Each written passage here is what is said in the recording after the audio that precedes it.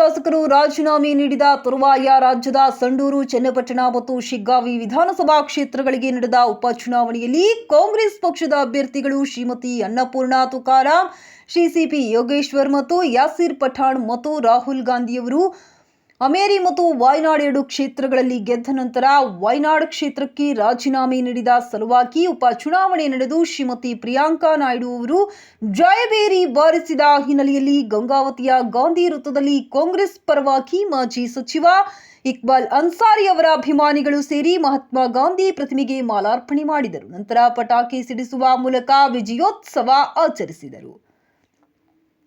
ಈ ಸಂದರ್ಭದಲ್ಲಿ ನಗರಸಭಾ ಸದಸ್ಯರಾದ ಮನೋಹರ್ ಸ್ವಾಮಿ, ಸುನಿತಾ ಶಾವಿ, ವಿವಿಧ ನಾಮನಿರ್ದೇಶನ ಸದಸ್ಯರುಗಳಾದ ಉಮರ್ ಹುಸೇನ್ ಸಾಬ್, ವಿಶ್ವನಾಥ್ ದಾವಲಿ, ಪಾಟೀಲ ಸನ್ನೀಕ್, ರೆಹಮತ್ ಸಂಪಗಿ, ಹನುಮೇಶ್ ಡ್ಯಾಗಿ, ಆಸಿಫ್, ಅಯೂಬ್ ಅಲಿ, ಜೋಗದ ರವಿನಾಯಕ, ವೆಂಕಟೇಶ್, ಈಶಪ್ಪ ಕುಂಬಾರ್, ಹೊನ್ನೂರ್, ಆಸಿಫ್ ಅಹಮದ್, ಮಂಜುನಾಥ್, ಸುಲೇಮಾನ್, ರಾಚಪ್ಪ, ಮಾರೇಶ್, ರವಿಸಿಂಗ್, ಪ್ರಜ್ವಲ್ ಮತ್ತು ಪಕ್ಷದ ನಾಯಕರಾದ ಇಲಿಯಾಸ್ ಬಾಬಾ, ನೀಲಕಂಠಪ್ಪ, ಹುಸೇನ್ ಸ್ಪೀರ್, ಗವಿಸಿದ್ದಯ್ಯ, ವಿರೂಪಾಕ್ಷಸ್ವಾಮಿ, ಅಬ್ಬಾಸ್ ಇನ್ನಿತರರು ಭಾಗವಹಿಸಿದ್ದರು. ಬಿಜೆಪಿ ಮತ್ತು ಜೆಡಿಎಸ್ ಮೈತ್ರಿಗೆ ಜನ ತಕ್ಕ ಪಾಠ ಕಲಿಸಿದ್ದಾರೆ ಎಂದು ಮನೋಹರ ಸ್ವಾಮಿ ಹೇಳಿದರು. ಬಿಜೆಪಿ ಜೆಡಿಎಸ್ನ ಪಕ್ಷದ ಆಧಾರರಹಿತ ಆರೋಪಗಳು, ಗ್ಯಾರಂಟಿ ಯೋಜನೆಗಳ ಬಗ್ಗೆ ಅಪಪ್ರಚಾರ, ಬರೀ ರಾಜಕೀಯ ಮಾಡಿದ್ರೆ ಹೊರತು ಜನರ ಬಗ್ಗೆ ಕಾಳಜಿ ವಹಿಸದೇ ಇರುವುದು ಕಾಂಗ್ರೆಸ್ ಗೆಲುವಿಗೆ ಕಾರಣ.